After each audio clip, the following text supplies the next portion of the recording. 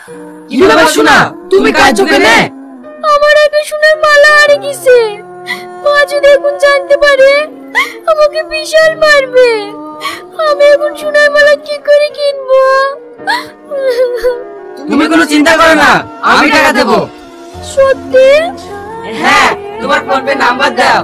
ঠিক আছে, লেখো 9775।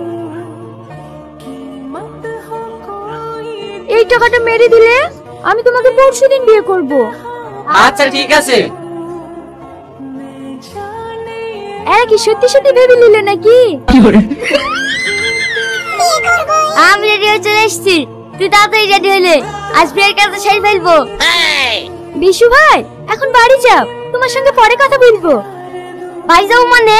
আমি তো বিয়ে করতে এসেছি, বিয়ে করে বাড়ি যাবো। এই এ কে গো, তোমাকে বিয়ে করবে বলছে? তুই চিন্তা করবি নি, আমি তুই না বয়ফ্রেন্ড, আজ আমরা বিয়ে করছি। তোর এত বড় সাহস, তুই আমার পক্ষে বিয়ে করবি? তোর কিছু বুঝি রে?